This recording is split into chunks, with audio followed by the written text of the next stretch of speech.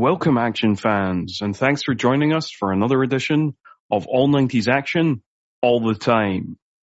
I'm your host, Scott Murphy, and on today's show, for our Christmas special, we are talking about Batman Returns. But before we get into that, and I introduce my great guest, a quick announcement. I know that episodes have been somewhat sporadic in 2022, and we even actually cancelled the show at one point. But me and my co-host Craig both want to keep it going, particularly since we got picked up by the Last of the Action Heroes podcast network. So next year, we will be coming back as a monthly show, where throughout 2023, we will be looking at the films of 1993.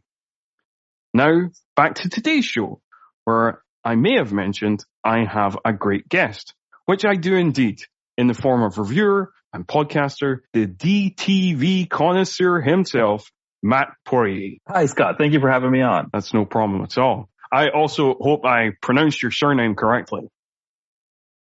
Funny, it's so in America it was Americanized to just Poirier, but really any kind of like variation on it, like what you had there, works. So it's sort of understood that it's not. I think that the actual French is like Poirier or something like that. It's French for pear tree. Okay. So yeah, but you got it definitely, like your variation of it works. So yeah, there's no, like, I guess I would say there's no real wrong way unless you turn into something like potpourri or something like that, which people used to do when I was in school. So. Excellent. Before we get into the episode, and before I give the quick background details of today's film, which I regularly do, tell us a little bit about the DTV Connoisseur. Yeah, I mean, the first thing, of course, is the name. I had this idea, this was kind of in the mid-2000s, of wanting to do a blog, I'm Blogger, and I came with this idea, the name of the direct-to-video Connoisseur, this idea of wanting to be like, sort of Alistair Cook from Masterpiece Theater, with like, the ascot and the smoking jacket, watching Dolph Lundgren movies. Of course, what I didn't realize, right, is that, direct-to-video Connoisseur is a long title. It's not always easy to say. And also, spelling connoisseur correctly can be difficult for people that are kind of just, typing, and typos are very easy. So I learned my first lesson when it came to making websites and things like that. And so, I try to sort of, I kind of am stuck with it now because it's, it's the name of the site and everybody knows it. For a period that was, I had the site Matt Movie Guy, but I lost the domain because I didn't update my credit card. It was like a credit card that expired and they sent me the new credit card and I didn't update the information with the domain site. So who knows who owns Matt Movie Guy now. So it's back to DTV Connoisseur or directtovideoconnoisseur.blogspot.com. But yeah, that's the site. And I think, we were chatting about how initially the site was supposed to be everything direct to video. So comedy, horror, sci-fi, action. But the action ones were the ones that tended to stick more. People were kind of throughout the web were finding the action movies and glomming onto those a bit more than the other ones. And so over time, as people were giving me feedback and saying, hey, you should watch this movie, check this one out, it kind of morphed into something that's a little bit more action oriented than the other ones. I'm not to say that I don't do other genres, but that's sort of where it's come to be, and I kind of do more action movies than any other type. Which is exactly why I thought you'd be the perfect guest for this show. Particularly having heard your previous appearances on other podcasts, including another show on the Last of the Action Heroes network, I Must Break This podcast, the Dolph Lundgren podcast, and Kilmercast. I heard you on both those. Yeah, those were fun ones. Obviously I Must Break This podcast is a Dolph Lundgren thing. I mean, I consider him in America, the big home run king is Babe Ruth. He's sort of historical, major baseball star. And I always joke that Dolph is the Babe Ruth of DTV action because I have so many, I've done like, I think 64 or 63, 64 of his films on the site so far. So it's just like so many of them. And so then I think it was kind of a natural thing. And of course, with Sean, with I Must Break This podcast, there's so many, I don't know if duds is the right term to use for Dolph movies, but he knows I will talk any Dolph anytime. So a lot of times the ones that nobody else wants to do, he'll say, hey, Matt, are you up for, like Final Inquiry was one that we did. He's like, are you up for talking about this one? Yeah, anything Dolph. I'm ready to do it. So, I think that's one way that it kind of helps him that I can, pitch in and do some of those ones that nobody else wants to really talk about. Excellent. So, like as normal, I will give some quick background details on the film and then we'll dive straight into it. So Batman Returns was released on June 19th, 1992. It was directed by a little-known director called Tim Burton, who you may know from such films as Edward Scissorhands, Ed Wood, Beetlejuice, Mars Attacks, Sleepy Hollow, a bunch of other stuff. The story credit went to Sam Hann and Daniel Waters. His notable credits include the original Batman movie, the Batman 1989, and little remembered Brendan Fraser fantasy comedy, Monkey Bone. Waters' credits include Heathers, Hudson Hawk, and Demolition Man. And Waters also wrote the screenplay. Critically, it is currently sitting on a 7.1 out of 10 on IMDb, 81% on Rotten Tomatoes based on 88 reviews, 68 on Metacritic based on 23 reviews, and a 3.6 on Letterboxd. All pretty high scores for this show. Box office wise, it made $266.8 million off of an estimated budget between $50 and $80 million, making it the sixth biggest movie of 1992, which is enough to beat out A Few Good Men, but not enough to beat out Lethal Weapon 3 for some reason. I've been down here too long. It's time for me to ascend. From the sewers of Gotham, a new villain emerges.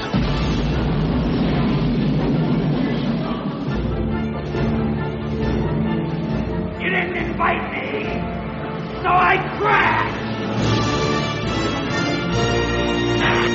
From the rooftops of Gotham, the perfect enemy comes to life. I am Catwoman. Hear me roar. Yeah.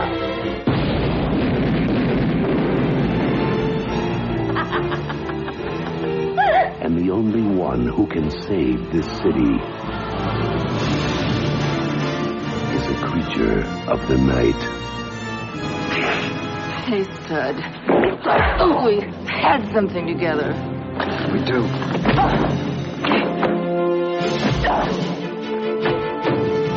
While she craves a romance she can sink her claws into, You can't know to a girl like me. he plots a foul reign of destruction. My dear penguins, thanks to Batman, the time has come to punish all of Batman!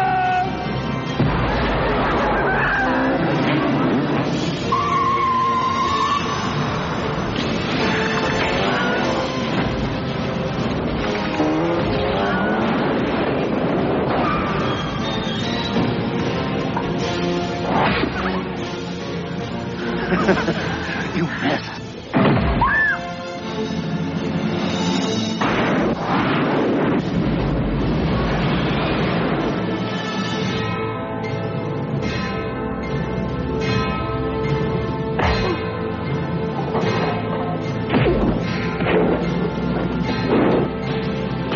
Above Gotham looms its greatest hero. So, Matt, tell us about your relationship with this film, where you first saw this film, and kind of what your thoughts on the film were, like, from childhood. Yeah, it's funny. The very first thing to mention is that I didn't realize this movie came out on June 19th, 1992, which was my dad's 40th birthday. So just think about the fact that my dad was 40 at that time. I'm now 43. At that time, 40 seemed so old, and now I'm older than that. So he just turned 70 this year, obviously, because the movie's 30 years old. So that one piece there, just as a sideline there, but.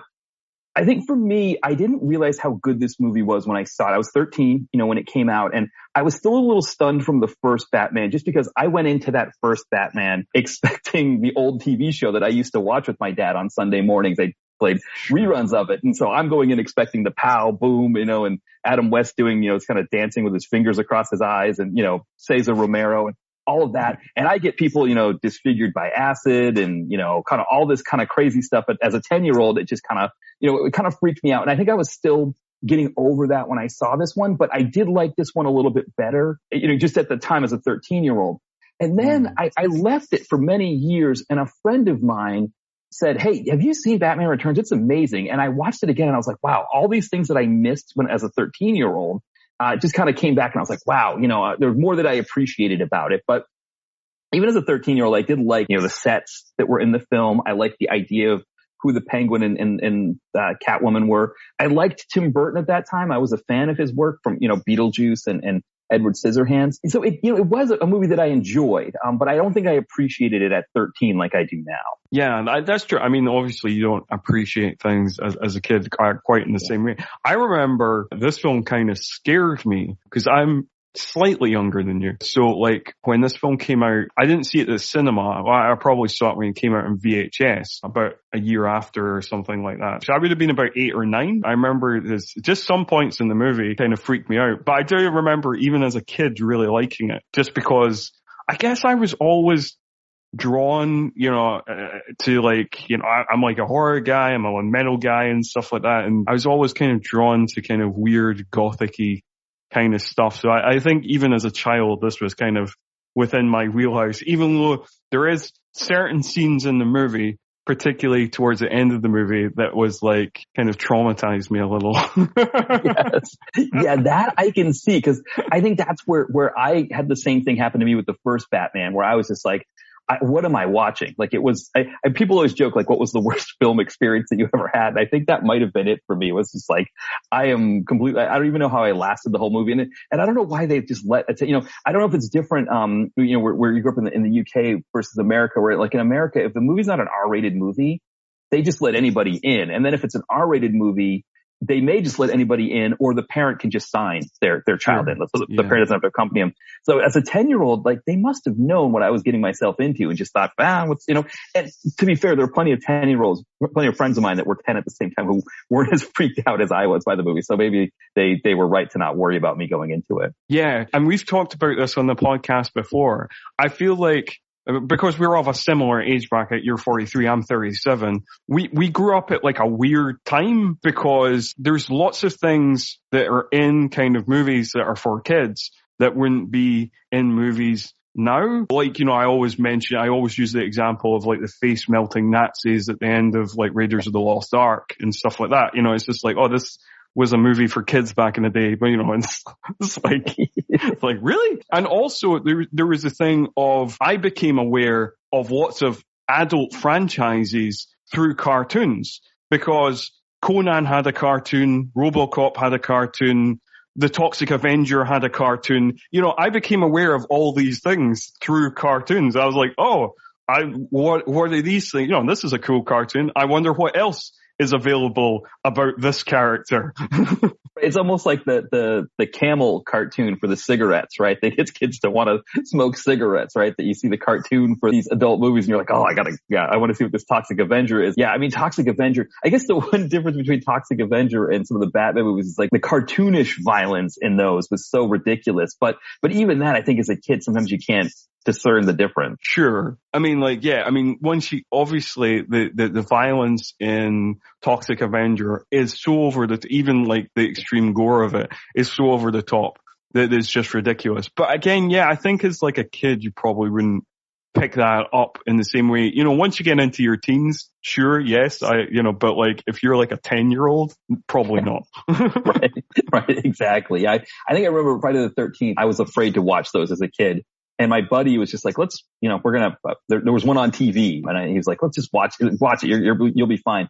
And I realized like, yeah, this actually isn't so bad. It's kind of ridiculous more. And it was almost like the fear of the unknown made it worse than actually sitting in and watching it. I mean, for sure. I think that there's, your imagination goes wild. And I think that it's kind of one of those things that because everybody watches things via streaming now, nobody will kind of, under the age of like 30, will kind of understand that kind of childhood trauma of like going through a video store and looking at VHS covers and going like, holy crap, I wonder what that movie is. Yes. Yeah, exactly. And also I think too of like being stuck, right? Like if you're watching, Batman Returns or whatever, and you're streaming it, it's easy to turn it off. Whereas like when you're in the theater, it's like, man, well, what am I going to do? I'm going to run out of the theater and wait, an hour sitting on the curb for my parents to come pick me up. It's like, well, no, I'm going to stick it out and see what happens. So first of all, I think we should talk about the structure of the movie. And Batman Returns, I feel, is a slightly divisive Batman movie. I think some people love it and some kind of Bat fans are like really not for it. And I think like one of the kind of criticisms that are sometimes laid at it amongst kind of hardcore kind of Batman fans who want Batman is the fact that it's mainly not a Batman movie. And the focus was really on the villains, the Penguin and Catwoman, who's not really a villain, is kind of like a kind of semi-villain, semi-anti-hero type. But it's really their stories. What's your feeling on that? Do you think that works? Yeah, I mean, for me, this is probably one of my all-time favorite comic book movies. And I think because for me, Tim Burton does something so kind of outside the norm. Like you said, like he's focusing on, you know, the Danny DeVito character, Michelle Pfeiffer's character. And like you said, we get Michael Keaton in kind of fits and starts, even just as Batman. He's not in it that much. And for me, I really like that. But I think that does kind of speak to that point of like people who are looking for a comic book movie or looking for, like you said, a Batman movie.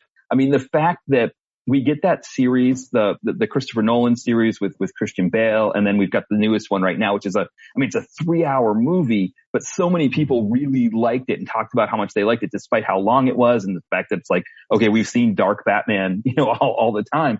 I think there's a type of Batman that people really look for. That's the reason why, like, I don't know if you ever see on the internet, they talk about who's the best Batman of all time, and they don't put Adam West. Right? It's like the idea of the old Batman is just so silly to people that they don't even want to consider it as part of the Batman thing. And so I can kind of see how this movie would rub up against that some, where it's more a Tim Burton movie than it's a Batman movie almost. And that, I mean, particularly looking back on it now, that is like an unusual thing, you know, because obviously there is certain movies, you know, considering the MCU movies, which I like most of the MCU movies, so I'm not shitting on them or anything, but most of them are like MCU movies first and then whoever's directing them second. And you can get there's stronger director DNA in certain movies, like the DNA of James Gunn in Guardians of the Galaxy, or the DNA of Taika Waititi in Thor Ragnarok or whatever, but they're always an MCU movie first. And it's the same with other comic book movies. So it is very unusual for a studio comic book movie anyway, that the director is first. And I guess it's because they were still perfecting the formula. You know, if you've watched a lot of comic book movies from the 90s, it's a very, very, very mixed bag. Yeah, and especially with Batman, you know, I remember at the time, I think almost at the exact time that this came out, DC put out a trading card set to sort of match, because Marvel had put out some trading card sets of all their characters. So they put out their own trading card set, but they had lost the rights to Batman as to be able to make trading cards, because the movies needed their own trading cards to go with them. And so there was almost a sense that even DC didn't know what they were doing with all this. I mean, you know, Superman had the canon film that didn't do well, you know, Superman 4. And now suddenly they've got this success with Batman. And it was almost like they wanted to let it ride. But like you said, like I think for comic book fans, and it's, you know, thinking about myself at that time, and I was more of a Marvel fan. I think DC had like Lobo, who I enjoyed, but I was more Marvel, but then Image too at that time, you know, where all of those really great artists from Marvel kind of broke off and did their own thing. So Batman wasn't really something that I was thinking about beyond like these movies. And I think that was a part of it that I think for me, maybe it's hard for me to sort of put myself in the place of somebody who was buying Batman comics all the time, who was looking for something that was akin to those comics and got, you know, essentially, you know, Edward Scissorhands in a comic book movie or something like that, or Beetlejuice. And I think, I mean, obviously kind of characters kind of come and go in terms of their popularity. And I think that in terms, obviously Batman 1989 was a massive hit, but Batman kind of had a peak as a comic book character in kind of the mid 80s, so maybe slightly before your time. And then he had like another peak in terms of like comic readers, and I think it's largely to do with this movie, because 1992 is the year this movie comes out, and it's also the year that Batman the Animated Series comes out. So like for my generation, like really hooked on to Batman because it's like, you know, that kind of, we were like Batman comics. And I think the thing I enjoy about this movie, and the reason that I don't quite get the criticism that's like, oh, well, it's all about the villains, is for me, Batman, much like Spider-Man, even though I like both characters, they have the strongest villains of any comic book characters, in my opinion, the strongest gallery of villains. So why not use that? And, you know, I mean, like, they just have the most entertaining villains. Yeah, that's a really great point. I think that's one of the problems, I think, with Batman and Spider-Man is that, when you're making the movies, it's like, okay, well, there's so many villains to choose from. And, you know, so then it's like you put two in a movie, which is kind of what that's one of the paradigms I think that this film sets up, right? Is that every film, from this one on, has two bad villains in it, at least in this, you know, sort of Burton Schumacher franchise. And then I think they kind of ran into the same issue with, I guess they didn't so much with the Nolan ones. They did in some spots they'd have two villains, but I think you're right there that it's the villains gallery was so fantastic with both of them. And I always think of that too, that like, there really isn't another one. I mean, Superman just has Lex Luthor, and then there's, you know, villains here or there that kind of work, but not to the same level that it's like, you could make movies themselves about some of these. I mean, the Joker is one that so many people love. They made a movie just about the Joker that worked well. So you're right. Like it in a way, I think Tim Burton maybe looked at it the same way and said, wow, these are some really interesting baddies that I've got here. And maybe two on the back of Nicholson's performance in the first movie. Maybe I can play this up more and make a more compelling film. Yeah, absolutely. And like you say, it is kind of like a Tim Burton movie first, because it's got all his kind of preoccupations about kind of outsiders and quote unquote freaks and how society treats said quote unquote freaks. And, you know, so it's very Burton-esque throughout.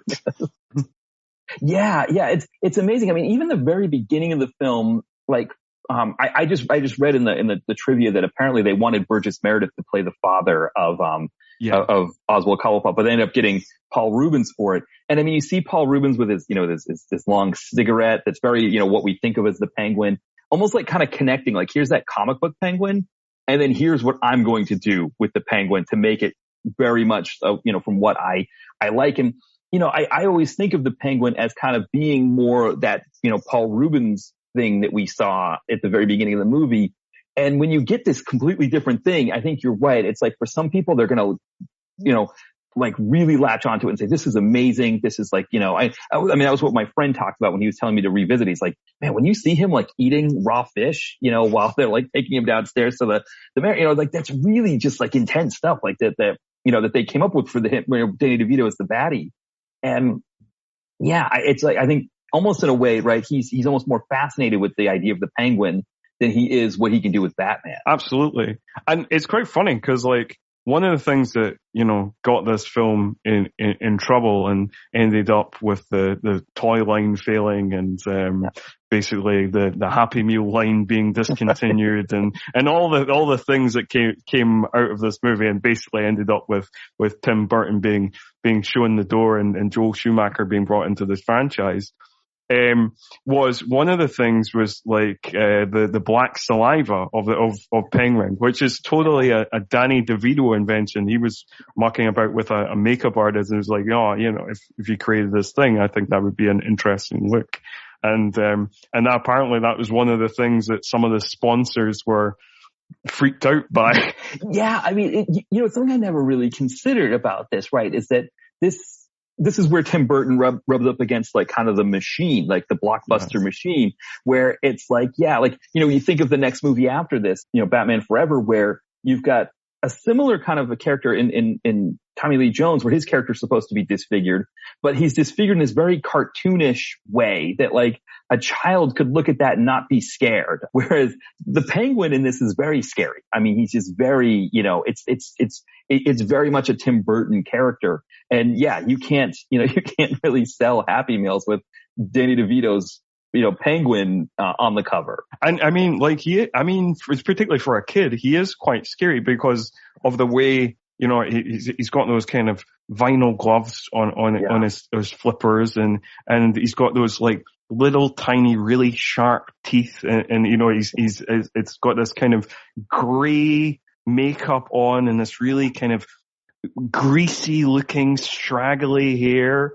And, even some of the moments in the film of like, particularly when he like bites that guy's nose, he's like, oh, it could be worse. I could have a bloody nose. And the guy's like, bloody nose. And he just attacks the guy and takes a chunk out his nose. It's like, there's certain scenes you're like, holy crap. Right, exactly. And, I never really considered too that Michelle Pfeiffer's character, I mean, that Catwoman outfit, it takes the 60s Catwoman outfit, which was sexy in itself, and turns it into this like very like dominatrix, much more illicit kind of thing that I think also too is again something that's hard to sell to families, that like, oh, here's this Catwoman dressed up like this, this S&M dominatrix woman. And I think when you get into like the 90s into the 2000s, women in action films, they're still kind of in these sort of sexy one-piece outfits, but not to the degree of what Tim Burton does here. And I think I read that Michelle Pfeiffer was like, I never put that outfit on again after wearing it in the film. But even that is something that might be too racy to be putting on Happy Meals and that kind of thing. Yeah. And it is kind of funny because like this is I remembered, it's been a while since I kind of rewatched this movie. And I remembered a lot of the kind of dark, kind of horror-ish, sequences, and images. And I remembered like a lot of the violence. I remember like a lot of the kind of iconic scenes in the movie. I don't really remember the sex stuff as much.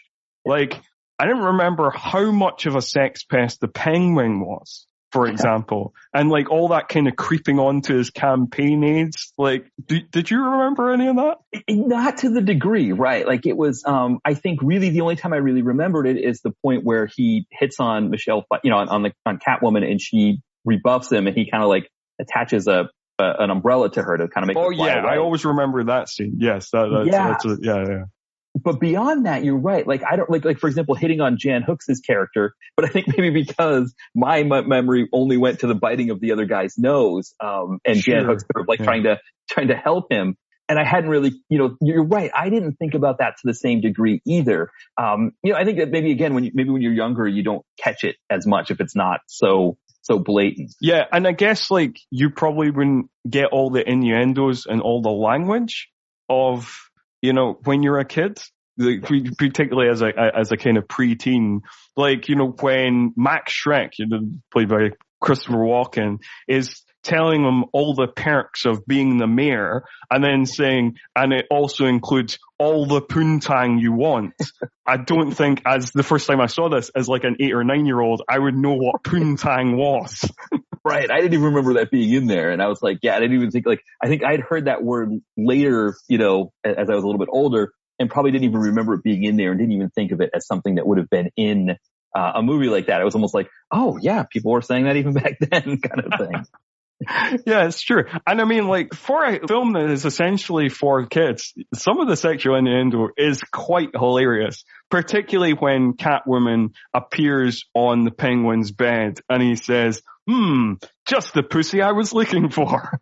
Right, exactly. I mean, and even just like that outfit, I think of Lee Merriweather, or Eartha Kitt, or, Julie Newmar, who played that character. And, I think when I think of the Catwoman movie that was a flop that Halle Berry did, where, she's kind of wearing like pants and like maybe like a bra top or something like that. Whereas the real Catwoman outfit that really works is this sort of like almost like a second skin that like mimics nudity in a way, but isn't nude, right? So it's almost like she's showing this revealing self, but yet she's not showing you anything. She's not showing anything of her skin.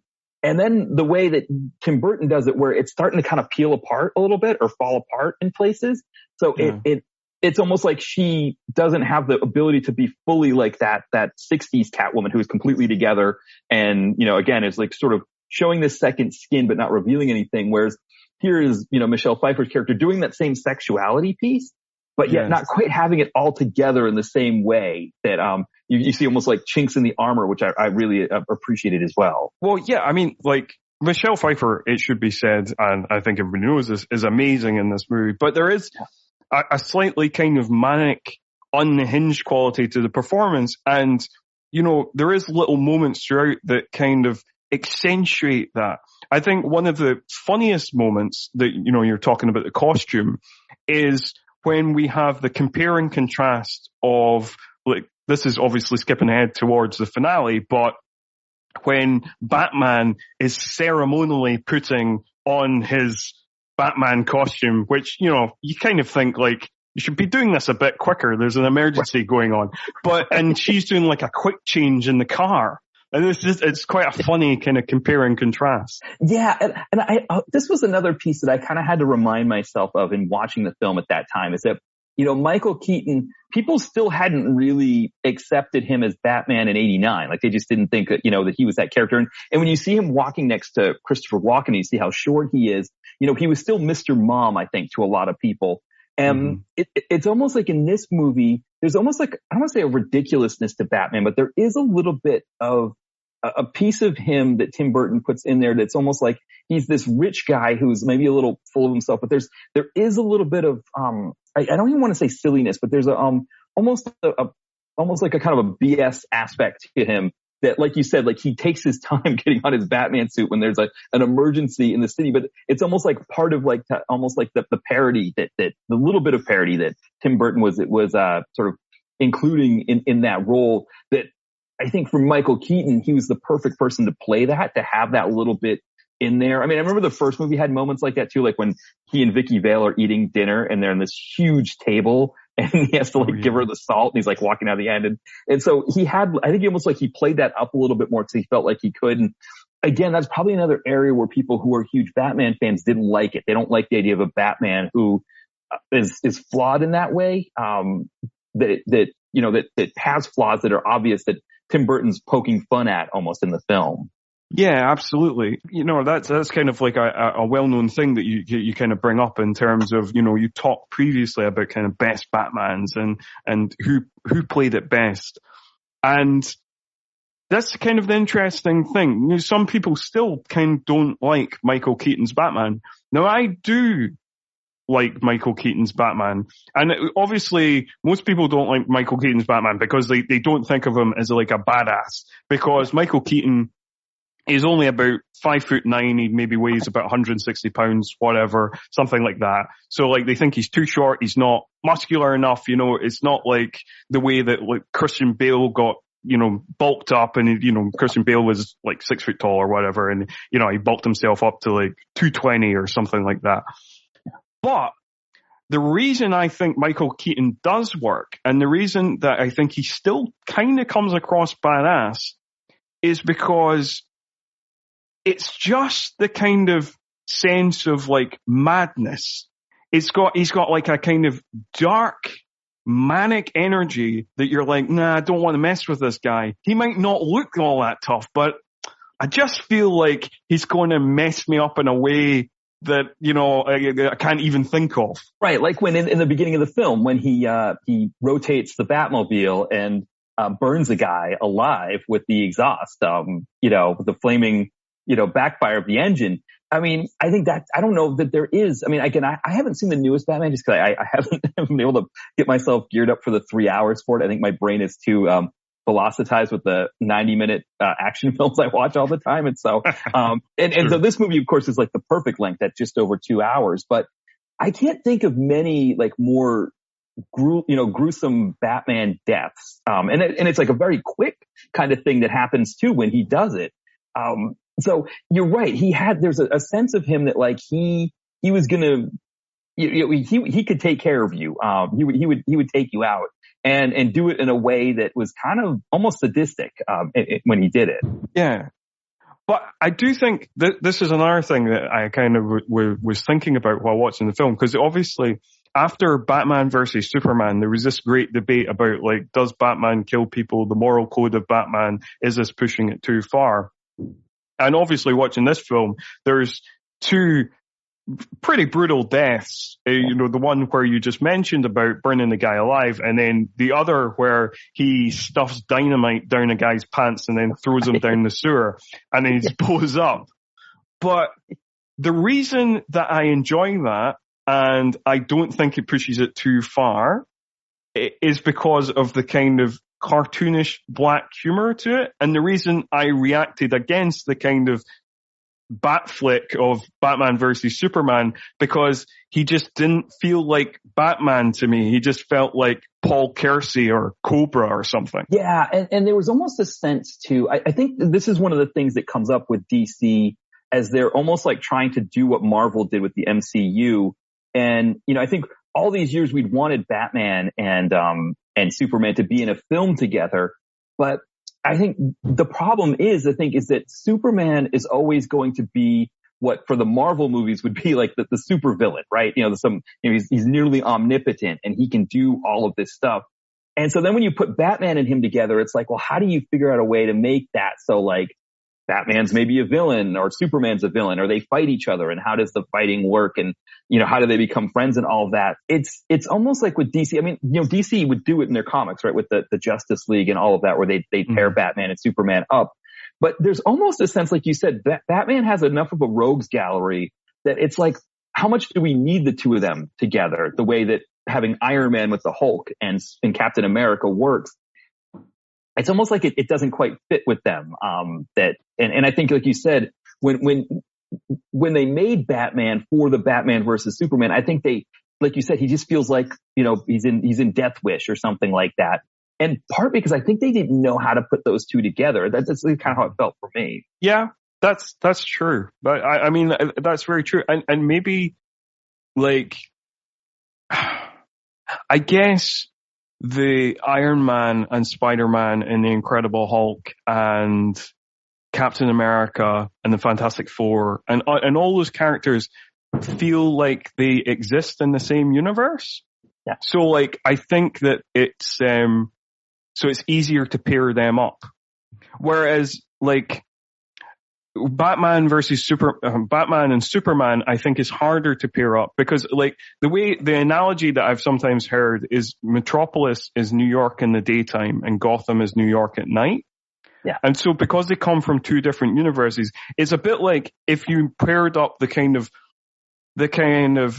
big Marvel heroes with the kind of ground level Marvel heroes. So if you paired up like Iron Man and Punisher, or Captain America and Daredevil, I don't think that would work as well because they come from kind of light and dark universes. Yeah, I think that's another great point too. And and it's like even just sort of in the geography of the United States, I think they kind of like put Gotham and Metropolis as separate from New York, and they're almost like in this area that's kind of like in between New York and Philadelphia, I think. Because I didn't even know there was a Philadelphia in DC until I saw Shazam, and that movie takes place in Philadelphia. So there's even that part of it too, where it's like you said, like, I think in that, Batman versus Superman movie, there's the scene where, Ben Affleck as Bruce Wayne attends a party that's being held by Lex Luthor. And there's just an idea that like, almost like, Batman and Lex Luthor don't belong together. And even though it makes sense that they'd be together because they're both, these millionaires, that they should be.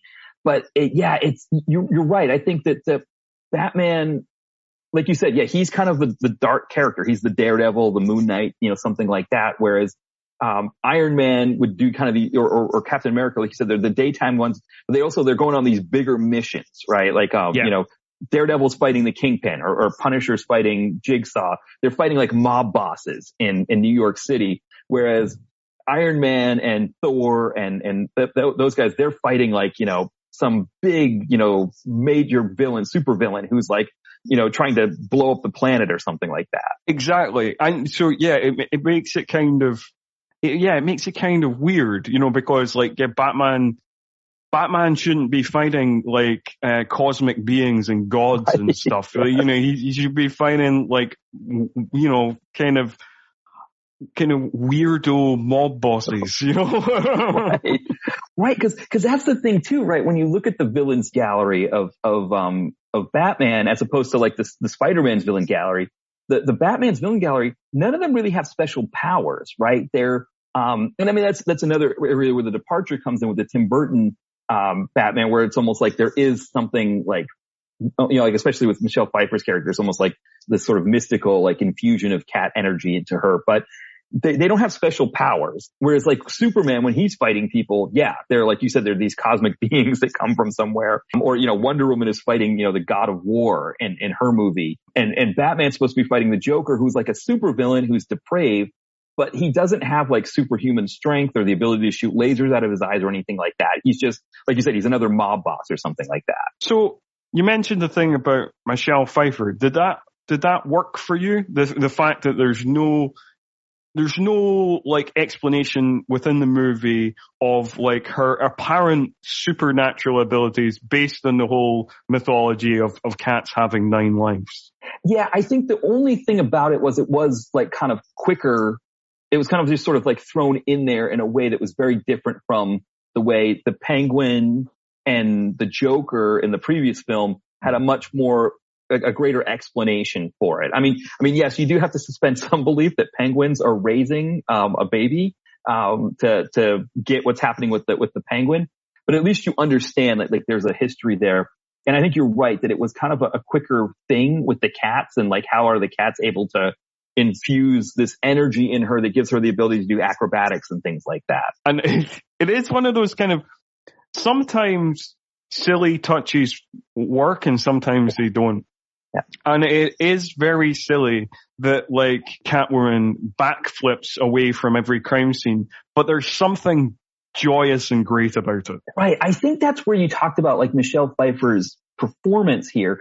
I think for people that watch movies today, there's almost a sense that people almost have forgotten how good Michelle Pfeiffer is. I mean, she's in a lot of ways when I was watching this, I was thinking she's what people think Margot Robbie is. That's who Michelle Pfeiffer was. She's what people expect Margot Robbie to be, but really isn't, but they're kind of okay with it.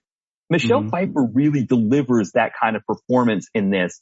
And in that sense, you almost, like you said, you almost kind of forget that there's kind of that silliness with the cats eating her, chewing her fingers and stuff and turning her into some kind of a Catwoman. She plays the performance so well that I was so engrossed in it that I kind of forgot about how she became Catwoman. I do think her performance throughout is glorious. I particularly the kind of scene, the kind of mirror scene where she comes into the apartment and says, "Hi, honey. Oh, I forgot I'm not married." And then checks her like answer machine and all that.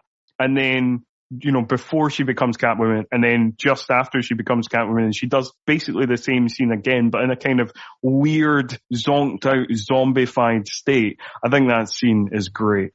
Yeah, that whole set that he created for her apartment was really amazing with the colors, the neon signs, the sort of the mix of old and new. I think the answering machine is kind of new, but there's other pieces of her that were old.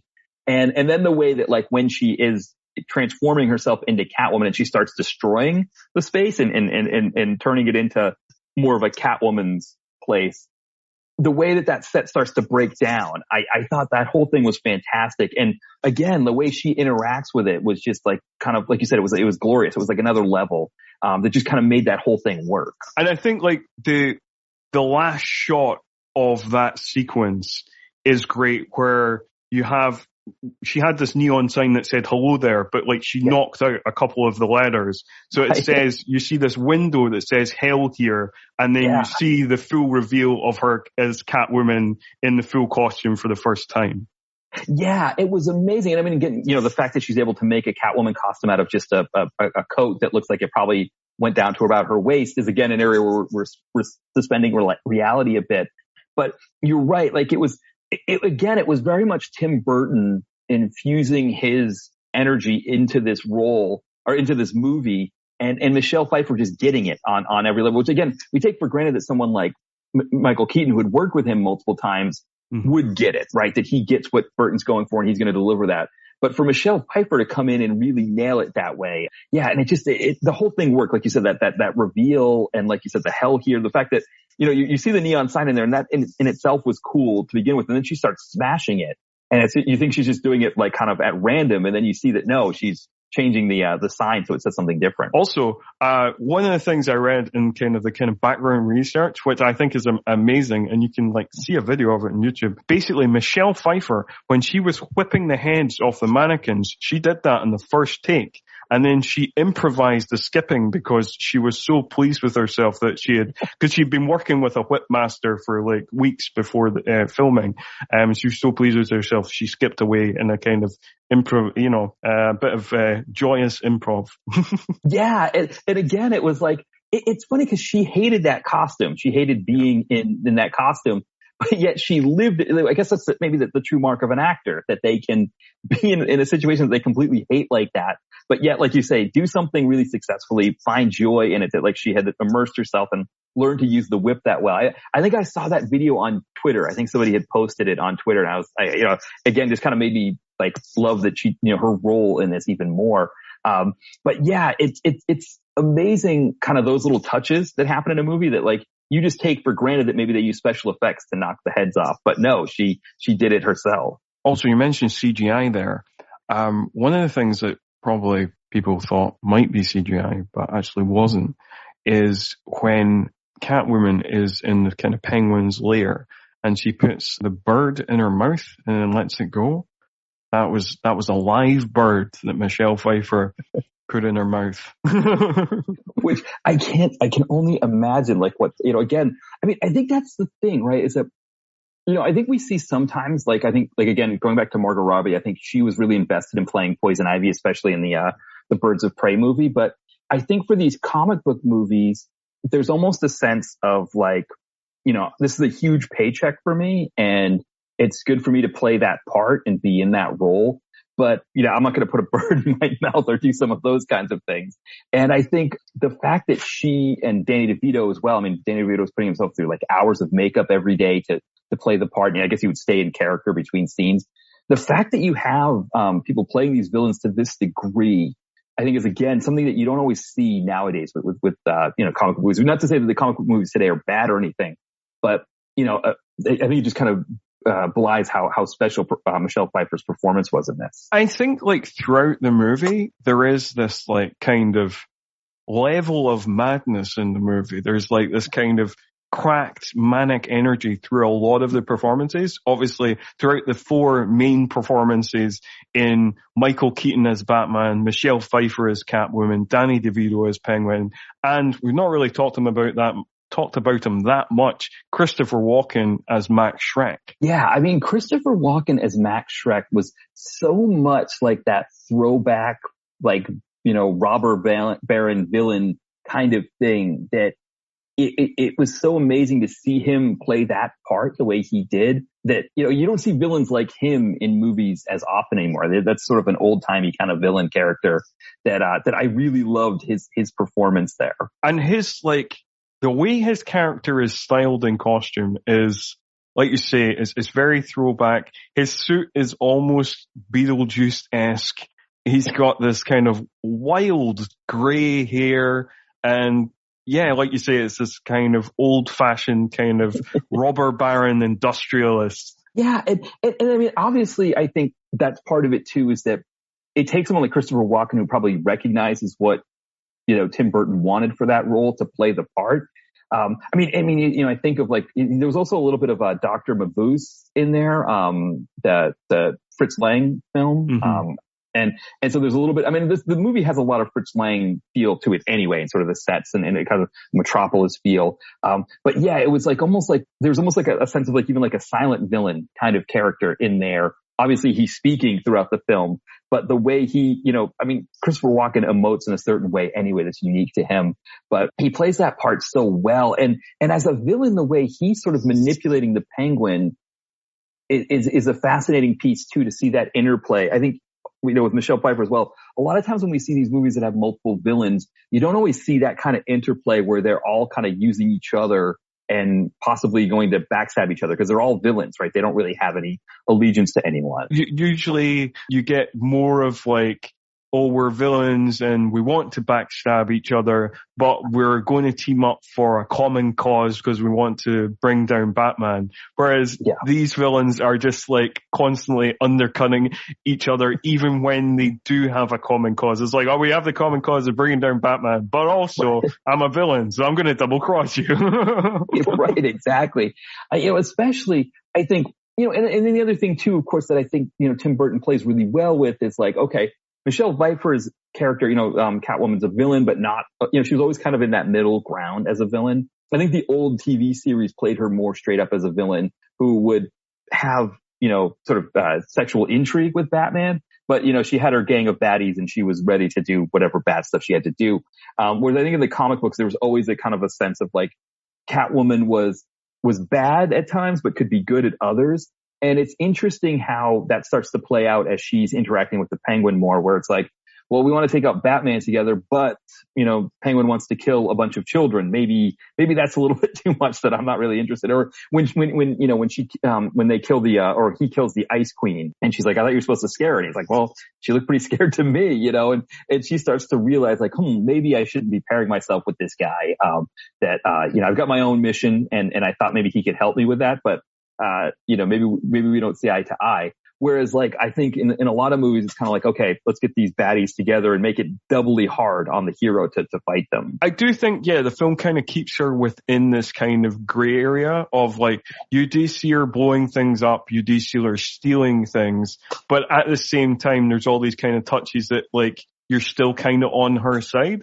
First of all, you're on her side because initially she's quote unquote murdered by Max Schreck. But then even once she becomes Catwoman, there's things like she disarms the security guards of the shopping mall, but lets them go. And then also she saves that woman from a rapist. So like there's these moments that you're still kind of on her side, even though it's like, she does some bad things, but she's not all bad. Right, exactly. Yeah. And I mean, there is almost kind of a sense too, because the outfit is so sexy of like, is she able to get away with more because of that? Right. Like, we kind of forgive more perhaps as a male audience maybe or whatever.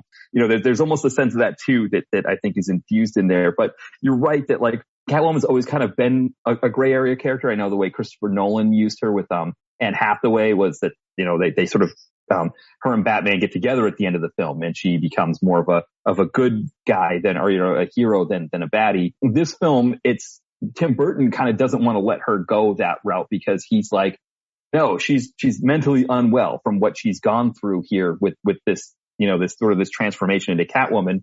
So just to have her suddenly like her marry Batman at the end or something like that is not, it is not in fitting with what he created for a character for her. There's, particularly at kind of that end sequence, there's like a recognition there that they're not, she has a kind of moment of clarity of like that she's too troubled and he's too troubled for a fairy tale ending to ever happen. A fairy tale ending can't happen because of that. Yeah. And that's maybe where Batman is more naive, right? Cause he's used to getting his own way, as like the rich man, who kind of can get his own way all the time, that he's not able to see that it's not going to work out for them. He's just like, well, if I put enough energy into it with all the money I've got, I'll make it work. And she's kind of like, no, we're not going to make it work. We've talked quite a bit about the kind of, the characters of the movie, the central characters anyway, the characters we care, most about. We're not talk so much about the action, we're an action podcast. You're right a lot about action. So, we should probably talk about some of the action sequences. And I think for the most part, most of the action sequences throughout the movie are really fun, starting with the opening. There's a kind of like, it almost becomes like a running gag that something bad happens during every mayor's speech. He does like 3 speeches throughout the movie and something terrible happens in each speech. And the first speech, which is probably one of the best action sequences, is there's like a giant present on wheels that unleashes the Red Triangle circus gang, and then it causes havoc before Batman swoops in and saves the day, and like we've talked about, burns that guy alive. Yes. Yeah.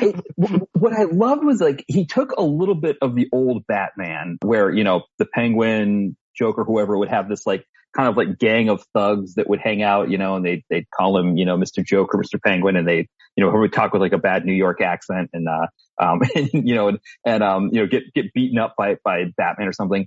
So he takes a little bit of that But then he kind of infuses it with the Tim Burton aspect of it, where there's a like kind of a ghoulish, like bad, like evil funhouse aspect to the baddies. Also, an old Bela Lugosi serial, the Phantom Creeps, where you've got these characters with these big skull heads on that almost look like the baddie, the kind of the bad robot in the Phantom Creeps.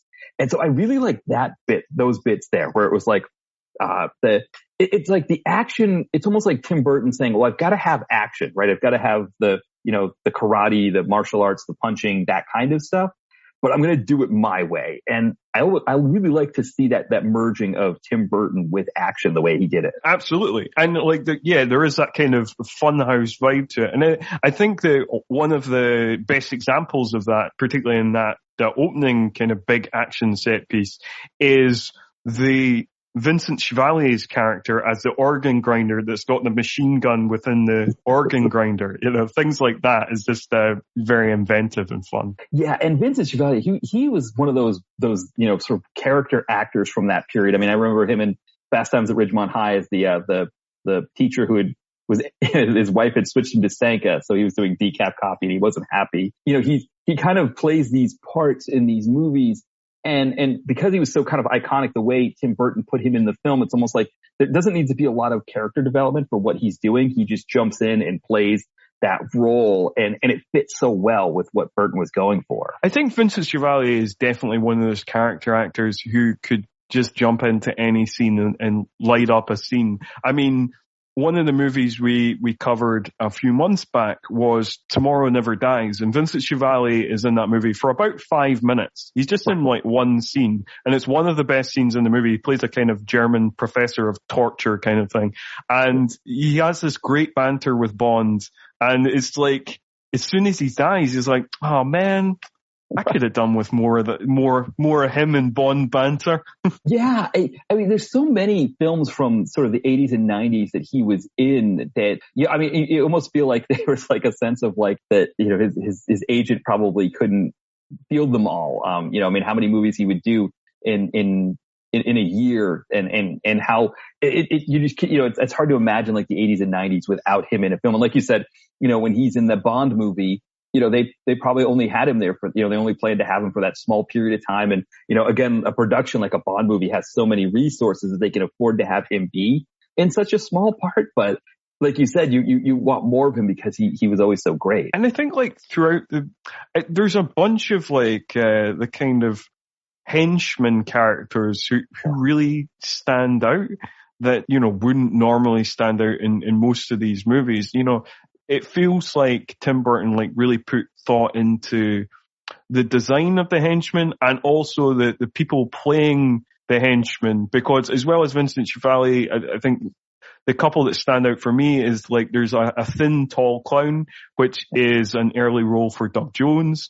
And there's also a tattooed strongman who's played by Over the Top's Rick Zamwalt, who also stands out and is the character who we mentioned gets blown up. Yeah. And then the clown who, is sort of like, who's holding Michelle Pfeiffer hostage, and he, Batman defeats him by, shooting his grappling hook into the wall and pulling the wall out and hitting him.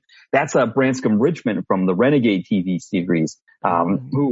He's someone that does a lot of direct to video action stuff, a lot of PM Entertainment stuff in particular. And of course, as we're doing this podcast, we're recording this on Monday is partly Indigenous Peoples Day. So he's of Native American descent. And so it's kind of cool to see him in that role in a big screen film. I think he did some other big screen films at that time, in these really small parts like this. But, that was a cool one. Also Gregory Scott Cummins was one of the acrobatic thugs. So he, Action USA, probably one of the more classics of the DTV action era from the late 80s. And he's also in, I also remember him in Cliffhanger, which is another movie we covered. Yeah, he's a great one. I mean, it's a very small part. I mean, these Batman movies tend to have some of these. I think in, it's either Batman Forever or Batman and Robin that, Don the Dragon Wilson plays one of the thugs, and, again, right, all dressed up. Yeah. And so it is kind of a fun little thing to catch some of those names. And like you said, like Rick Zumwalt, I mean, I just, over the top. Of course, it's just a classic with Stallone. And of course, like you said, he gets again probably up there as one of the most gruesome Batman deaths. I mean, in terms of Batman killing somebody, one of the more gruesome deaths, the way that he dispatches that guy. And there is, but again, it's kind of offset by the kind of comical thing where, Rick Zamwalt's like, hit me, and like Batman hits him and it does nothing. And then he tries to hit him again, and then he's like kind of laughing it off, and then he's just like, look down, and he's got, dynamite shoved into his pants. And he's like, shit. Right, exactly. And that's another thing, maybe coming back to that what we were discussing with Superman versus Batman, that like, who does Superman have trouble punching, right? He punches anybody. And I mean, Rick Zomalt, he just, could flick him and knock him, 3 or 4 blocks away. Whereas Batman, as a hero, is someone who could be dispatched by a really big guy, right? He would have to use his wits to get out of that, which maybe that's Tim Burton kind of playing with the fact that Batman has to use his wits to sometimes dispatch his baddies, that he does it in a kind of very macabre way, but still in a creative way nonetheless. I think like there is a bunch of kind of creative action sequences, particularly the scene where the Penguin gang steal the Batarang, which is introduced in this film, where it's stolen by a poodle after it knocks out several people. Right. Yes. I mean, again, like I think that's Tim Burton almost playing with, which that was, a classic thing, right? In the old Batman series, that they would make fun of Batman's gadgets, right? That he's got, shark repellent spray, and, that like, whenever they were in a jam, and it was like the cliffhanger, when you get to the next one, there was something in Batman's utility belt that would save him and get him out of that. And it's almost like Tim Burton plays with that aspect of it. And even too, like, when they steal the Batarang and they use that against him, but also when they wire his Batmobile so that the Penguin can control it, it's like this kind of funhouse device, right? That's like kind of like a spinny wheel kind of ball thing that's got like that looks kind of like a clownish kind of thing. That again, it's like usually in an action movie, when that kind of thing happens, it's a very electronic device, right? It's just like, a black box with an antenna and, maybe a red button and a black button or something like that. And so for it to be that kind of a fun device that he's using there, again, are those little touches that Tim Burton went with in the film. One of the interesting things about the film that I think wouldn't happen now is, we kind of discussed the thing about like Catwoman's 9 lives and things like that, where not a lot of things are explained. And I have to say, and I think more things would be explained if this film was made today, but I think it doesn't bother me, because like the things that upset me the most is when things don't gel tonally, or things don't gel in terms of character consistency. But kind of random plot things don't bother me. I mean, sometimes they are quite funny when you're like, how did Penguin's gang get the blueprints to the Batmobile? Things like that. But it's kind of fine. It's like, well, I don't know, because they're villains and they're creative, and like, yeah, I'm sure they got them somehow, but I think like even details like that, I think would be more explained if this movie was made today, 30 years later. Yeah. And I think to your point, you make a really great point about that. Cause I think for me, it's like, what would I rather have? Would I rather have them add 20 minutes of plot exposition to explain these things better? Or would I rather that the film is at the running time? And like you said, as long as it tonally feels all right, I think that's probably the difference. And maybe that's the thing, is that maybe Tim Burton was sure of himself as a director at that time, and he also had the control to make the movie that he wanted to make. Whereas nowadays, like you said, with these Marvel Cinematic Universe, just using that as a good comparison, or even, thinking of like the Justice League movie that kind of went from Zack Snyder to Joss Whedon, and sort of all the machinations that happened there, that when the big studio comes in and tells you how the movie has to be made, I think Tim Burton can trust that his movie tonally is fitting the vibe, that he doesn't need to explain everything, and that his audience will get it the way that he's expecting us to. That might be part of the reason too why they have to make the movie longer and why they have to explain everything, is that the filmmakers don't have the control over the modern movies the way that Tim Burton had the control over this to make it the way he wanted to. Yeah, I don't think this will really happen again, because obviously the Justice League movie and that whole controversy and the whole Snyderverse thing and whatever, and the latest thing with like the Batgirl movie being scrapped and all that kind of thing. Like, you know, Batman Returns, obviously a Warner Brother movie, and those are all Warner Brother movies. And like, yeah, with these size of movies nowadays, you know, you'd be swamped by Warner Brother execs. But this was actually one of the things that got Tim Burton to sign on. It was like Tim Burton didn't really want to do a sequel, but the Warner Brothers basically turned around to them and said, like, if you make a sequel, you can make it completely your own movie. And then he was just kind of left to it, which is amazing. Right? Because, I mean, you know, one of the things I think, I mean, there's so many things about this movie, but one of the things that really struck me was like the sets and the fact that this, you know, think of like the Christopher Nolan movies that I think were filmed in Chicago, you know, or, you know, other films like this that are filmed in big city locations, or like, you know, Aquaman was filmed in like, I think in Nova Scotia in the Maritime provinces, but it was supposed to be set in Maine in the United States. That, you know, all of these movies are filmed in like real world locations where, you know, Warner Brothers let Tim Burton take up the, you know, I think it was like half of the Warner Brothers lot that he used to make the sets. Yeah. And it has that look of like, I mean, you know, Metropolis is one that comes to mind with like the big, you know, carved out heads that were, adorning the buildings. I mean, the Max Shrek with the cat thing was just so, you know, was fantastic. And what you get when he does that, when he's allowed to make it the way he wants, is the movie almost doesn't have a time that it exists in, which, you know, watching it for somebody who, you know, kind of looking for like the 90s nostalgia, there wasn't much. I mean, there's the scene where he's playing a compact disc, which at that time it was new that he would be recording something on a compact disc, because at that time you couldn't really record on compact discs if you didn't have like tons of money, or, you know, if you weren't like a music studio or something. But really, because he made it the way he wanted to make it, it almost exists outside of time. Like it has its own, you don't know when it takes place, or, you know, what, you know, where it's supposed to even take place. That like Gotham is so its own thing that you can watch this movie at any time and it still feels fresh and new when you watch it. That's very true. I think like one of the only things that I would say is a very 90s touch is where Batman plays the Penguin's audio over his speech, and then he does like a record scratch to play it back. And I was like, oh, that's very kind of early 90s. Hip hop's very popular. Yeah.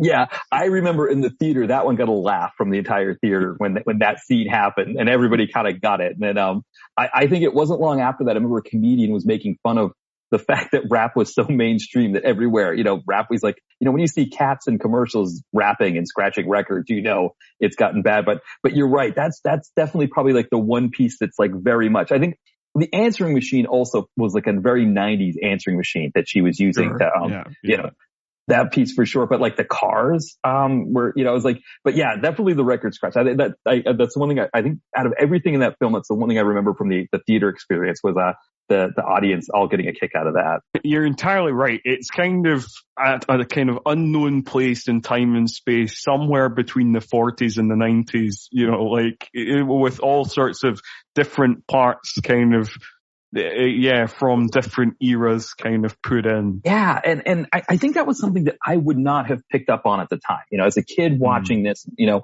but like, you know, sort of now, you know, I think for me, a big piece with movies was in the late 90s. AFI put out their 100 years, 100 movies. And there were a lot of classics on there. And a buddy of mine and I were trying to go through some of the classics that we hadn't seen before, you know, and kind of catch up with some of those. And, you know, you'd get into that section of the video store, the classic section, where it was like some of these tapes were bought in the mid 80s and they were broken. You'd have to like return them and get your money back or get it replaced by something else. And, you know, I think Metropolis was one that I saw at that time.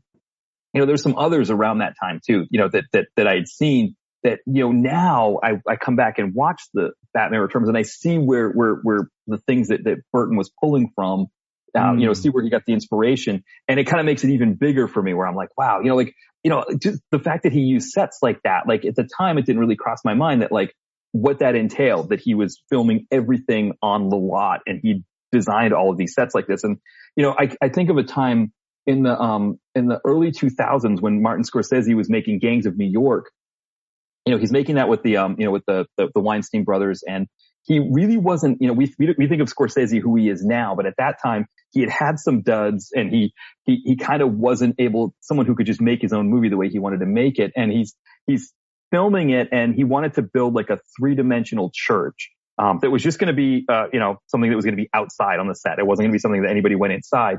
And the Weinsteins were like, no, just make it, just the front. That's all I want. And so Tom Cruise was visiting, and he was filming Mission Impossible, and he's visiting to talk to Scorsese. And Scorsese complained about that, and Cruise went over to the Weinsteins and said, give Marty his church. And so they built it for him.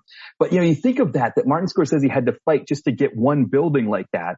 And here, Tim Burton has a whole city worth of buildings. I mean, again, half the Warner Brothers lot that he was able to use to make something like that, I didn't have the perspective to understand just what that meant, that he could do that. On your point about the Scorsese thing, I guess that was, like you say, that wasn't like the highest point in his career, because because I think he'd come off like a couple of kind of weak performances at the box office. There was like Kundun that didn't do that well, and then despite the fact it's really good, I just rewatched it this year. Bringing It to the Dead did nothing at the box office. Right. Yeah, he just wasn't, he wasn't selling, and this Gangs of the New York thing, nobody really knew what it was going to do. And I think, had DiCaprio in it, which I think people were expecting something there, but it's like, I think he was filming it in Italy at the, kind of famed Cinecittà. I don't know if I'm pronouncing it right, but Cinecittà, where Fellini would film his movies in Rome. And so it was like, he was, he's already kind of spending all this money. And it's like, we think now with Netflix giving him tons of money to make, a 3.5 hour, epic about, organized crime here in Philadelphia where I live, and all of that kind of thing. But, at that time, he couldn't do that. And so, studios weren't letting people do that kind of thing. And not that they really do anymore, right? You have to be like a Marvel Cinematic Universe kind of movie to get the freedom to make a movie. And even then, they're going to want to know where the money's going when they're ponying it up. But the fact that Burton got the freedom to make the movie the way he did, and you can see it in the sets in particular. Absolutely. Because like you say, it's a totally different, market now, and nobody, it's all very much based on the studio and what the studio wants. And like a lot of these people are essentially directors for hire. And unless you are Christopher Nolan, nobody gets $200 million to make their completely original vision of what they want to do. Yeah, no, it's a great point. 'Cause I mean, you think of like, someone like a Jon Favreau, for example, who's like really kind of embedded in Disney with the Marvel and the Star Wars movies. And I think maybe with Mandalorian, he has some freedom in how he wants to do those. But you're talking about like 30-minute films or, 30-minute TV episodes that he's doing there. But even that, I think, Disney has their own understanding of these things where they want content coming out on a certain clip so that they can keep selling their Disney Plus streaming packages, so that they have, things going in the theater on a regular basis. And I think that's another piece where it was like, this was sort of a different time where Warner Brothers was like, okay, we had this huge success with Batman. We want another Batman movie. Tim Burton, like you said, he wasn't really interested in doing a sequel. He'd done his Batman. So now it's like, okay, well, if I'm making the movie, I'm going to make it the way I want to. And Warner Brothers really didn't have any kind of other, paradigm or there wasn't any other kind of experience or something to draw on for this. It was uncharted territory and what they were going to do, and sort of, giving him a chance, because I don't think anybody thought that his Batman was going to be as successful as it was. Nobody had really seen a comic book movie like that before. So it was like, let's just let him do it. And this was the result we got. And I guess, the kind of original vision thing, I guess with, like you say, with the kind of Disney stuff, with like the Star Wars stuff and the Marvel stuff, you've kind of always got to be aware that, you're just a director, and like, the ship is kind of being steered in Marvel's cases by, Kevin Feige, and in Star Wars case by like Kathleen Kennedy. That's the person who's steering the ship the most, of what the brand is about. Yeah, I mean, I kind of wonder, like I said, I haven't taken the energy to see the newest Batman. I did see the Christopher Nolan ones, but I think there's almost a sense now, like, I think DC went a little bit out when they allowed that Birds of Prey movie to be made. And, I think like, Black Panther or Captain Marvel that were a little bit different from the paradigm, but they still kind of stick with the same Marvel Cinematic Universe paradigm of the movie where, there's certain things that happen at certain points of the film, whether it's, the heroes trying to work something out, the all hope is lost part of the film, we're going to kind of work together and make it happen. They played a little bit with those paradigms, but I don't think you could say like, okay, I'm going to make, a Spider-Man like the way that Tim Burton made Spider-Man. I think, even Sam Raimi's Spider-Man, which was a little bit Sam Raimi-ish, but it still was a big blockbuster thing. I don't think any of those, they would, I don't think DC would let anybody make a Batman like this anymore. They just, they wouldn't want anybody to touch it and do it the way he's doing it, which is kind of too bad because these comic book characters, one of the things I always loved about reading comics when I was a kid was that sometimes they would just give a character to somebody who was maybe a little bit outside the mainstream and say, hey, do something different with it. Todd McFarlane with Spider-Man or like Sam Keith with Hulk, doing something that's just completely different with it. I guess with the comic books, they're like, well, you can do like these one-off graphic novels or something. But for some reason, I guess nowadays they're so protective that they don't want to, they're afraid of maybe like what you said, like that if you made a Hulk that's as dark as this Batman, how are you going to market it to kids on, with McDonald's and things like that? One of the things I was also thinking kind of, I kind of completely differently to that, was this Batman, it seems like, the early 90s were just a more innocent times in some ways. It's weird because like we're talking about a kids movie essentially that pushes into darker territory than like a modern kids movie would. But there is a certain innocence to certain things that happen in the movie. For example, the fact that Penguin is his audio is played during the speech. We mentioned doing the record scratch, but his audio is played during the speech, and he is instantly discredited, which feels much more innocent. Right. There's no way that this film could have predicted the Access Hollywood tape of Donald Trump and the fact that he survived that. I mean, I remember in 2006, there was a candidate for, I don't know if it was Senate or governor in the state of Virginia in the U.S., which, Virginia is an interesting state in that it can lean both conservative and liberal. And the conservative candidate, the Republican candidate, he referred to, I think the man was of Philippine descent. He may have been Filipino. I can't remember exactly, but maybe Southeast Asian, but he referred to him as macaca. And that gaffe was so big that he lost. And it was, I think at that time it was a big deal if a liberal won in a statewide election in Virginia. And it was big enough that he lost, he lost the election. Now candidates here in the U.S. in particular, they can say all kinds of things. And if they've got the right letter behind their name, they're going to get elected. And so you're absolutely right. Like, the Penguin, if he had an R after his name, he still would have been able to win in certain areas, or a D after his name, he might win in certain parts of the country as well. It's kind of wild. Yeah. Although the thing I do love about that scene is like Tim Burton predicts the audience reaction to the scene.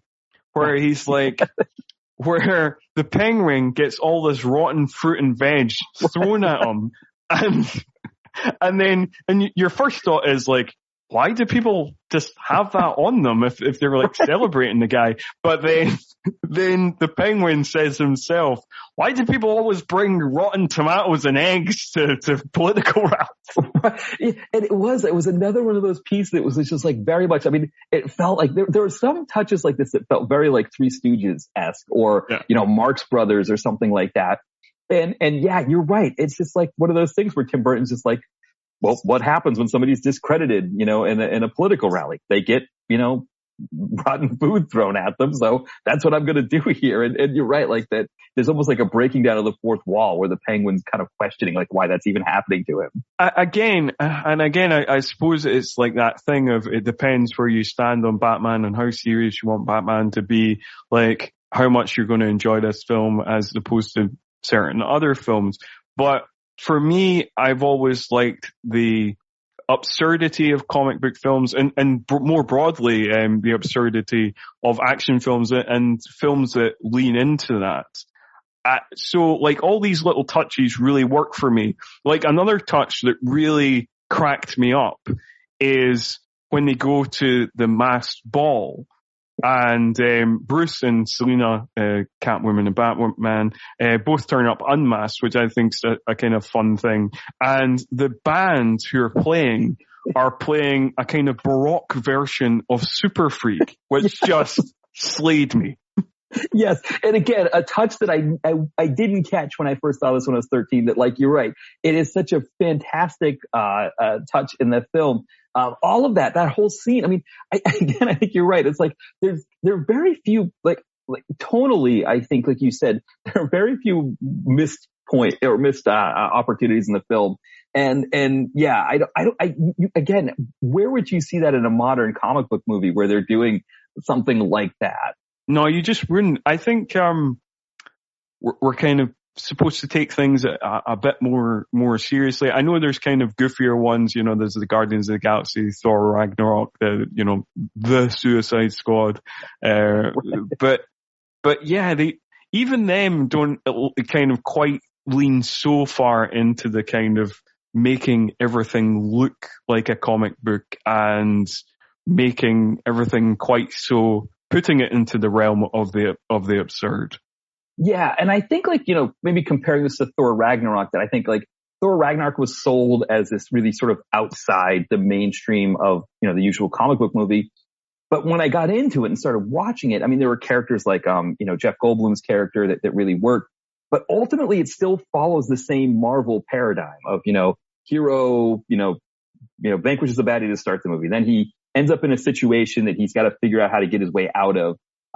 Which again, it was kind of weird that it was Thor who had like something attached to him that was that kept him from being Thor or whatever, like it was attached to his neck that the Valkyrie had or something. It was like kind of almost like it felt like it was, how do I want to say it? It was, it felt like it was contrived almost, the way that they were trying to jam this sort of offbeat movie into the standard Marvel paradigm where all the beats that you're expecting are supposed to be there of all hope is lost. How are they going to make it? Oh, they sort of come together in the end and they vanquish the baddie and, everybody, happily ever after. And this movie doesn't have that. Like even what we were talking about where they're framing Batman for being the one who kills the Ice Queen. And it's sort of like, and then, Penguin has control of the Batmobile. And he's running all over the city, sort of destroying things. And there's this idea that, okay, Batman's the bad guy in the city now and Penguin's the good guy. That really doesn't last that long in the movie. It's only like maybe 20 minutes. And there's no point where it feels like Batman's going to lose at the end. It's more like, how is he going to win? Is he going to win by getting Catwoman as to be his bride or not get Catwoman? How is he going to defeat the Penguin? But there's never this sense of like all hope is lost. Like, the Batman sort of like lying there on the ground and, the Penguin's about to defeat him. And like, he just sort of has like some inspiration of power and he, fights back and wins. And we don't know how he's going to do it, but he ends up doing it. Tim Burton doesn't do any of that in this movie. And that's another area that I appreciated, that it had its own kind of beats to it that again, they're more Tim Burton beats than they are your standard sort of epic, comic book movie beats. Yeah. And I appreciated that, I have to say, because sometimes, like you say, things can be a bit contrived and a bit convoluted. And that kind of second act crisis of, what the kind of thing that happens in this movie where, the city turns against Batman, that would be like, in a modern movie, that'd be like the whole of the second act. And because there's always this feeling of like, well, it will be resolved in the end.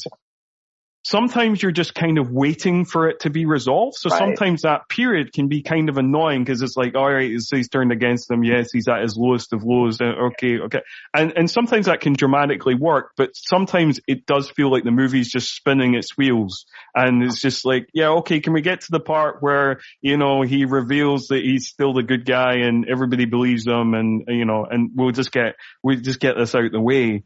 Whereas, like you say, and the funny thing is, like when he reveals that Penguin's the bad guy, the audience listening to the recording don't know the context of the recording, that it was within the Batmobile, so it doesn't exonerate him, but he just becomes the good guy again. Right, exactly. Again, it's this idea that I think that Tim Burton has where he's going to trust as the audience that we're going to be okay with some of these things happening the way they're happening. And I don't know too, if maybe, like you said, he wasn't interested in doing this movie to begin with, that maybe he also felt like he's going to just blow through certain parts of it and not overdo it, which again, I think to your point that if it's correct tonally, then we'll forgive it. Then if it's overly, there's too much plot exposition, but it kind of messes with the tone of the film and disrupts the flow.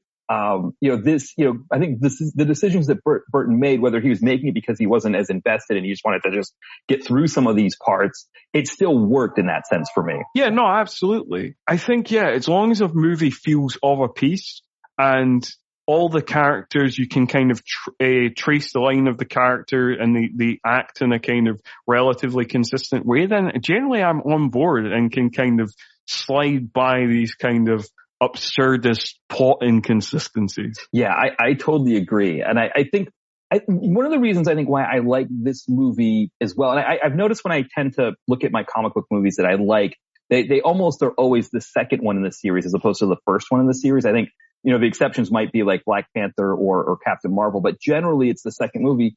And I think it's part of that is because the whole origin story to me is just like, okay, I've watched, I know this comic book character. I've known them for, like Batman. It's like, I get it. Yes, Batman as a boy, his parents were murdered, and then he's training to be Batman and all of that stuff. And it's like, you see it enough that it's like, can I just get into Batman? Can I just have Batman happen?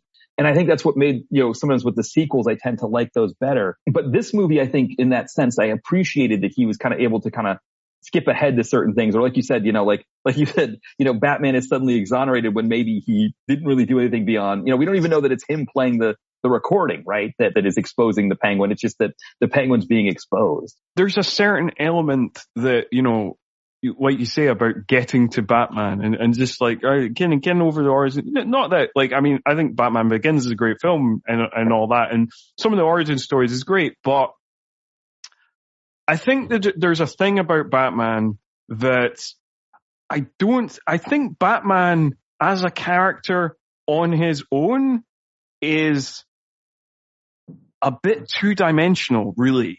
He's like a rich guy with dead parents who's a bit broody, and he's a bit flat existing on his own, but he comes to life when contrasted with a kind of twisted mirror image of himself, whether it be in the Joker or the Penguin or the Riddler or, any of his iconic villains. It's the chemistry with the villains that makes Batman great, I think. Yeah, I totally agree there, because I think that's why he is, that's why, like, for example, the old TV show was so big. I mean, yes, the old TV show was completely tongue in cheek, but it's, they had all these guest stars playing the baddies, and it's like, okay, here's Cesar Romero, here's Burgess Meredith, Frank Gorshin, all kind of, stars at that time. And they would even bring on stars to play, like, I think they had, Milton Berle play some character they invented called Louis the Lilac.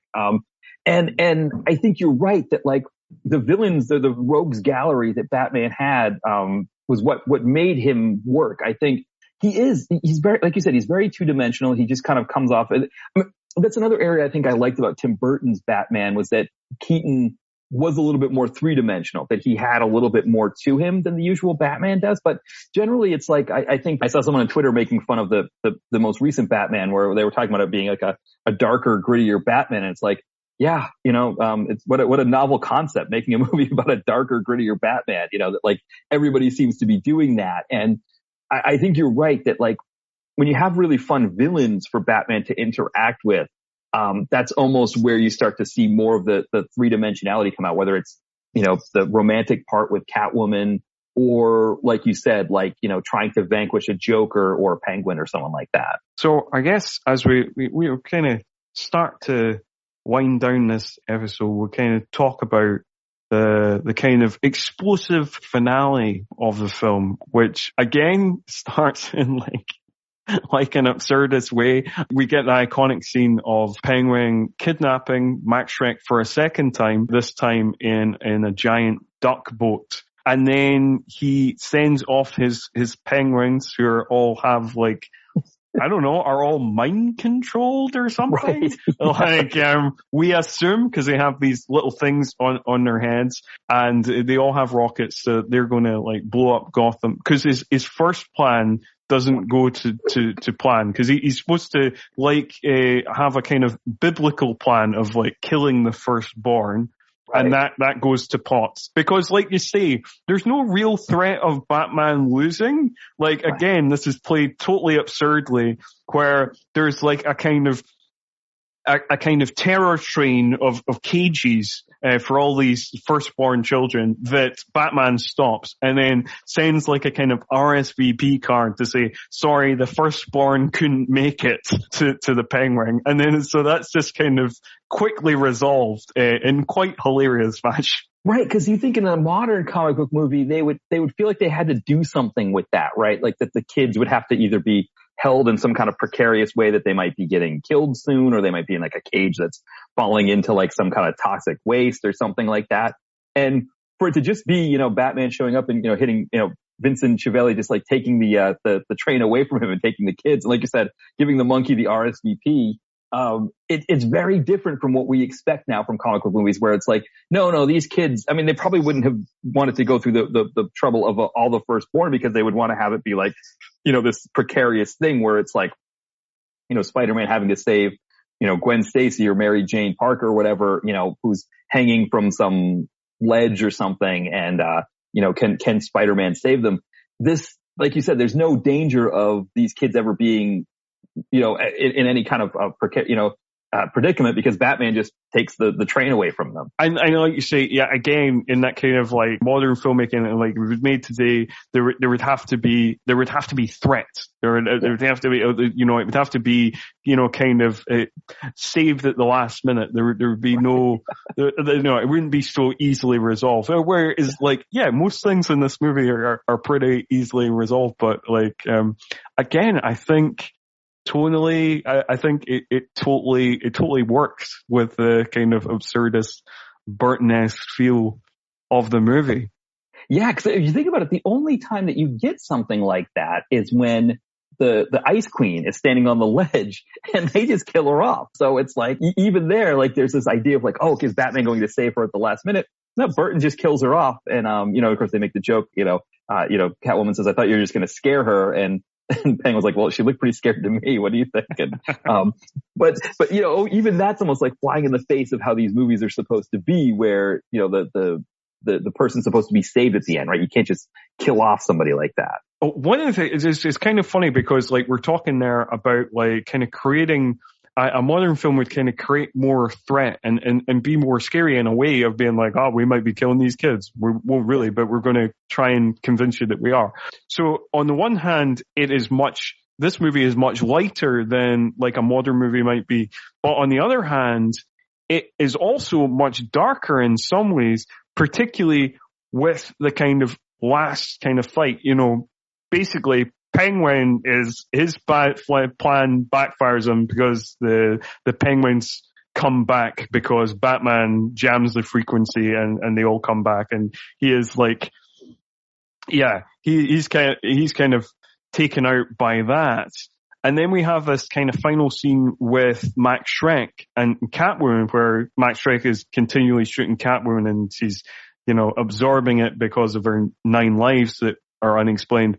And the one thing as a kid that completely freaked me out the first time I watched this at 8 or 9 years old is when Catwoman gives Max Schreck the taser kiss, and then we see 2 minutes later Max Schreck's completely burnt face. Yes, and I think you're absolutely right that as a kid, right, you don't see the sort of like comic, like almost like scary haunted house aspect of it. You see it as just like this frightening thing that happened. And also, right, as a kid, you don't realize you're watching like Chekhov's taser, right? That if there's a taser in the first scene, you've got to use it in the last scene of the film. Exactly. Right. But watching it now, right? You're right. Like, as a kid, I think I probably had a similar reaction to that. I think for me, when I watched this movie in the film, I was so worried that I was going to get something like the original, the first Batman, where you had people, disfigured with acid, all kinds of danger. And it is like, you didn't know what Jack Nicholson's character was going to do and how bad it was going to be when he did it. That I think the entire film, I was just waiting for the other shoe to drop, and it never quite got there. And I think that and the nose bite might be the two closest points to where it gets to the kind of how kind of rough the first film was with some of those things. And then, that's pretty much it. And the thing that we didn't really mention, I guess, is that the film is set at Christmas. And that's why it's a Christmas special. And it's very Christmassy throughout. And it ends with a Merry Christmas message where Alfred says Merry Christmas to Bruce.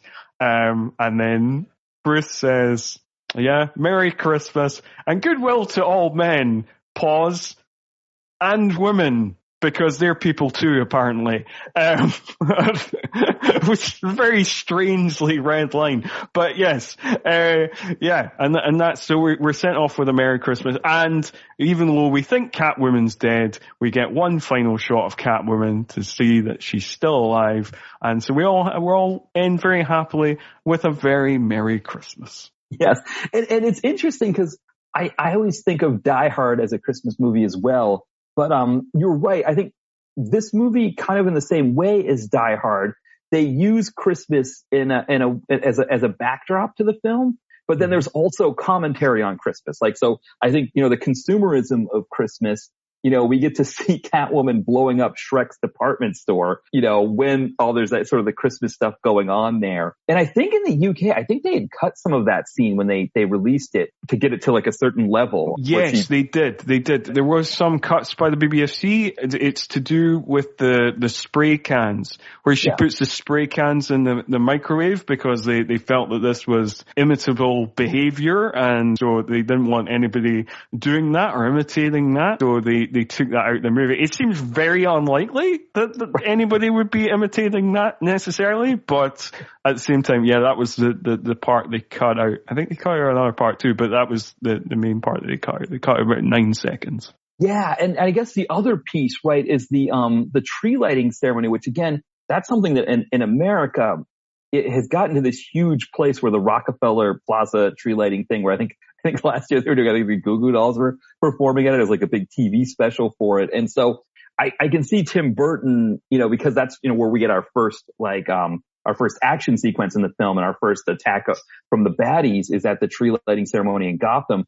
That, again, it's one of those things where he's almost sort of like taking the commercialism of Christmas and, which in the 90s was not even quite at the level, especially here in the United States where it is now, where it's like, the whole idea of like the Black Friday, which is now like, the entire month of November. I mean, one of the biggest jokes we make here is that like you start seeing Christmas things in like late August, in stores and things like that, because they push it to such a degree. That's, I think, Burton was kind of making fun of that in a way that I think kind of in the same way that Die Hard did too, where it was like, he's going to a Christmas party. He doesn't really want to be going to that. He's only even out there to visit his family for Christmas, and he's kind of like over it all at that point. And then he's got to fight his way through this big building when he really didn't have the energy to do any of it. Yeah, it's kind of, people, when they talk about Christmas movies, there's that sense of like a Christmas movie has to be about Christmas, and that's what makes it a Christmas movie. Whereas I think Batman Returns, having it set in Christmas, was almost more like a commentary on Christmas than it was. Christmas plays a part as well, but I appreciated the commentary as well. Yeah, I think there's a few kind of commentaries going on, and particularly about the commercialization of Christmas, and also about the kind of corporate fronts of like Max Schreck puts on this kind of charitable front where actually he's like not only a backstabbing businessman who's polluting the water of Gotham, but is also an actual murderer. And so there's definitely commentary there. Obviously, I guess that most of the billionaire owners of the world nowadays are not actual murderers, but I think there's definitely a commentary there about, and you still see it today where it's like Disney celebrates Pride Month and also gives money to gay conversion therapy. McDonald's believes Black Lives Matter if that's going to make sales higher. Yes. Well, right. Like the best example I think of here in the United States is Starbucks, where they have been, actively trying to prevent their baristas from unionizing. But at the same time, they're like, oh, look at what we're doing to for free, fair trade coffee, or, we're giving money to this thing. And it's like, well, okay, that's great. You're giving that money to that thing. It's almost like this kind of sleight of hand thing, right? That hey, look at all the nice stuff we're doing over here while we're, doing everything we can to prevent our workers from forming a union. And people, you wonder, it's almost like this idea that because Max Schreck is so popular, right, in the city of Gotham, that it's almost like they let people feel better maybe about, going to Max Schreck's place and buying stuff, even if they, know that he's polluting the water or something like that. They feel better about it. But it is, like you say, it's a very fascinating thing that's sort of like the charitable sleight of hand. Because I think the Disney one's a great example as well. We'll support candidates who vote in favor of all of these horrible things, but yet it's, we're celebrating Pride Month with all these great movies. Ah, dear. Well, we'll try and end on a happier note.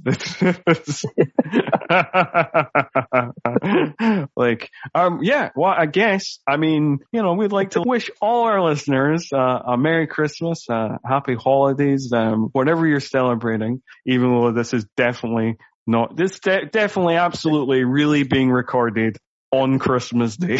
Right. And I think maybe from a Christmas standpoint, I definitely, in terms of, your Christmas movie viewing, this is, if you don't, if you haven't thought about this movie in a long time, this is kind of a fun add to your Christmas viewing movie, depending on who you're watching Christmas movies with, I guess. So before we head on out, do you want to give any kind of social media plugs, tell people where you're at, anything you want to promote? Yeah, absolutely. So the site is dtvconnoisseur.blogspot.com. And that's really where kind of everything is. So you've got the links on Twitter. I think it's DTV Connoisseur, either DTV Connoisseur or DTVC on Instagram. But all the links are there on the site. And then also I have 2 novels out. Hopefully by the time this is published, there'll be a 3rd novel out. I'm hoping to get it out end of this month. So the 2 are Chad and Accounting and A Girl and a Gun. And then hopefully the 3rd one called Holtman Arms. That will also be out. And again, the links to those are on the site, dtvconnoisseur.blogspot.com, or you can look up Chad and Accounting on Amazon. That's usually the best way because that's one that's a very unique title. And then you can click on my name and that will give you all the titles that I have on there. It just leaves me to say thank you very much for coming on the show, Matt. Thanks to everybody for listening and checking out this latest episode of All 90s Action All the Time. If you really enjoyed the episode, please do rate, review, and subscribe to us on Spotify, Stitcher, Apple Podcasts, wherever you get podcasts from. And if you do really, really like this show, we'd be much appreciated if you give us a 5-star review because that really helps with the algorithm. Anything less, apparently the algorithm thinks we're shit. So you don't want that on your conscience. So please, 5 stars. And that's all for this time. Please do join us again next time when we will return in January along with Matt again to talk about Jackie Chan's City Hunter. Until then, though, see ya.